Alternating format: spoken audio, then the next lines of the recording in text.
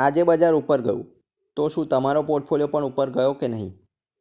નમસ્કાર મિત્રો, market mood 7 April. Nifty 155 point ઉપર 23,123 પર. સેન્સેક્સ 509 પોઈન્ટ ઉપર 74,616 પર. વિક્સ 24.70. પેનિક ઓછું થઈ રહ્યું છે. બજારમાં ઉપરથી બધું સારું લાગી રહ્યું છે, પરંતુ ડેટા અલગ ચાલી રહ્યા છે. વિદેશી રોકાણકારોએ 8,692 કરોડની વેચવાલી કરી. દેશી રોકાણકારોએ 7,979 કરોડની બાઇંગ કર્યું. એટલે બજાર ઊભું છે ડીઆઈના ટેકા પર. ઇન્ડેક્સ ફ્યુચરમાં 1,347 કરોડનું બાઇંગ. ઇન્ડેક્સ ઓપ્શનમાં 1,031 કરોડનું બીજું બાઇંગ. આ સંકેત પોઝિટિવ છે, ટ્રેન્ડ સુધરી રહ્યો છે. પરંતુ સ્ટોક ઓપ્શનમાં 580 કરોડની વેચવાલી. તો મોટી ભૂલ અહીંયા જ થાય છે. ઇન્ડેક્સ ઉપર જાય પરંતુ પોર્ટફોલિયો આપણા ફ્લેટ રહે.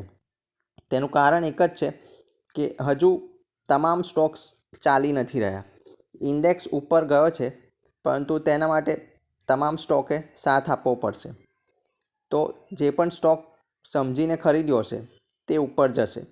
ડેટા જોયા વિના કોઈ પણ શેર લીધો હશે તે નીચે જ રહેશે અને રેડમાં પણ જઈ શકે છે. કેમ કે ઇન્ડેક્સ જોઈને એન્ટ્રી લેવી સહેલી છે, પરંતુ સાચો સ્ટોક પસંદ કરવો એ સાચી કળા છે. તો આજે તમારો પોર્ટફોલિયો ઉપર ગયો કે નીચે ગયો કે ફ્લેટ રહ્યો? કોમેન્ટમાં લખો.